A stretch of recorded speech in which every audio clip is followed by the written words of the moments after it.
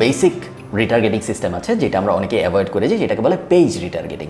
আপনারা অনেকেই হয়তো এই ব্যাপারটার সাথে পরিচিত, এবং যারা অ্যাকচুয়াল বিজনেস ম্যানেজার ব্যবহার করে না এবং বুস্ট করে, বুস্ট কিন্তু ফেসবুকেরই একটা সিস্টেম যেটা ফেসবুক বানিয়েছে তাদের জন্য, যারা এত কমপ্লিকেটেড টার্গেটিংয়ের মধ্যে যেতে চায় না, খুব বেসিক টার্গেটিং করতে চায়, বন্ধুকে দেখাতে চায়, বা পেজের ভিউয়ারদের দেখাতে চায়, বা পেজ যারা ফলো করে বা লাইক দিয়েছে তাদেরকে দেখাতে চায়, তাদের জন্য কিন্তু ফেসবুক বুস্ট নামে আরেকটা সার্ভিস বানিয়েছে, যেটা ইউজ করার জন্য আপনার বিজনেস ম্যানেজারের ভিতরে আসতেই হবে না।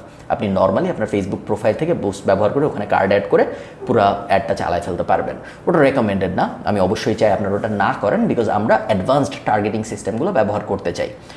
বুস্টের ভিতরে ফেসবুক যে অপশনটা দেয় সেটা হলো আপনি চাইলে আপনার পেজের যে অডিয়েন্স তাদের বিভিন্নভাবে টার্গেট করতে পারেন, এবং ওই সেম জিনিসটা কিন্তু আমরা বিজনেস ম্যানেজারের ভিতর থেকেও করতে পারি, যেটাকে আমরা বলি পেজ টার্গেটিং। সো ওই জিনিসটা কীভাবে করে আমরা যদি একটু দেখি, এগেইন আমরা টার্গেটিং এরিয়ার ভেতরে আছি। আমরা ফার্স্টে যে কাজটা করব সেটা হলো আমরা আর একটু উপরে যাব, ক্রিয়েট নিউতে চাপ দিব, কাস্টম অডিয়েন্সে চাপ দিব, এবং কাস্টম অডিয়েন্সে আপনারা অলরেডি থিওরিটা বুঝে গিয়েছেন যে যদি আমরা কোনো ধরনের রিটার্গেটিং করতে চাই, আমাদের ফার্স্ট একটা কাস্টম অডিয়েন্স বানাতে হবে। কাস্টম অডিয়েন্স বানানোর জন্য সোর্স লাগে।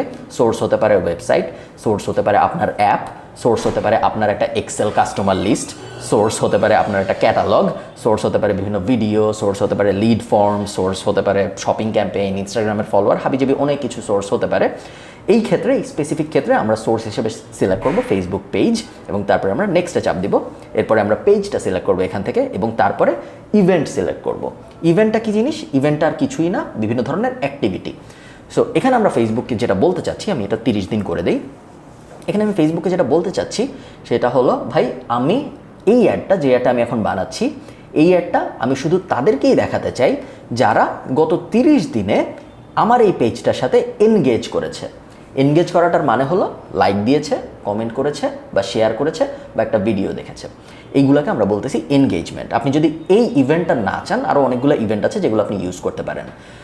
এটা যদি আমি দিই, তার মানে হলো ভাই আমি শুধুমাত্র তাদেরকে এই অ্যাডটা দেখাতে চাই যারা আমার পেজটা লাইক বা ফলো করে, বা আমি শুধু তাদেরকে এই অ্যাডটা দেখাতে চাই যারা গত 30 দিনে আমার পেজটা ভিজিট করেছে, বা আমি শুধু তাদেরকেই এই অ্যাডটা দেখাতে চাই যারা আমার একটা স্পেসিফিক পোস্টে এনগেজ করেছে। এরপরে কিন্তু আমি এখান থেকে কোন পোস্টে এনগেজ ওটা পরের স্টেজে ঠিক করে দিতে পারবো। বা পিপল হু সেভ, আপনারা জানেন ফেসবুকে চাইলে পোস্ট সেভ করা যায়। সো আমি যদি এটা সিলেক্ট করি, তার মানে হলো আমি ফেসবুকে বলতেছি ভাই গত 30 দিনে আমার কোনো পোস্ট যে সেভ করেছে শুধুমাত্র তাদেরকেই আমি এই অ্যাডটা দেখাবো।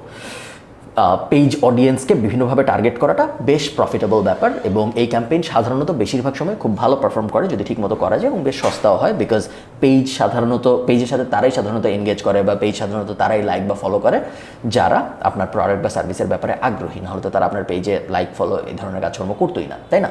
সো এই ক্যাম্পেইনটা বেশিরভাগ সময় বেশ ভালো পারফর্ম করে।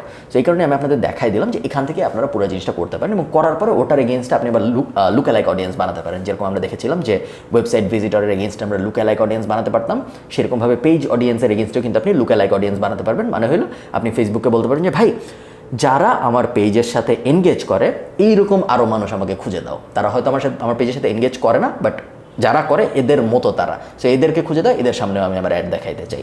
ওভাবে আপনি এই জিনিসটা নিয়ে আরও অনেক দূর পর্যন্ত এক্সপেরিমেন্ট করতে পারেন, যেটা অবশ্যই আপনার করা উচিত।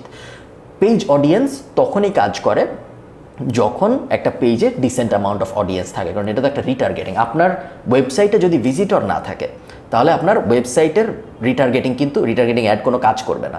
আমার ওয়েবসাইটে যদি যাই 10 জন, তাহলে আমি ওই 10 জনকে কি রিটার্গেট করব, তাই না? এনাফ মানুষ ওয়েবসাইটে যাইতে হবে যাতে করে রিটার্গেটিং অ্যাড কাজ করে, এনাফ মানুষের ভিডিও দেখতে হবে যাতে করে ভিডিও রিটার্গেটিং কাজ করে। আপনার মেইন ভিডিওয়ে যদি দেখে 200 জন, তাহলে আপনি রিটার্গেটিং অ্যাড বানায় খুব একটা ভালো করতে পারবেন না, বিকজ 200 জনের মধ্যেই আপনার রিটার্গেটিং হবে। একইভাবে আপনার পেজের ফলোয়ারই যদি থাকে 100 জন বা 1000 জন, সেই ক্ষেত্রে রিটার্গেটিং যখন আপনি করবেন তখন ওই 1000 জনকে আপনি বারবার রিটার্গেটিং করতেছেন, আপনার বাজেট অনেক ওয়েস্ট হবে এবং রেজাল্ট খুব ভালো হবে না। সো রিটার্গেটিং তখনই খুব ভালো কাজ করে যখন যাদেরকে আপনি রিটার্গেট করতেছেন ওই সাইজটা অনেক বড় হয়।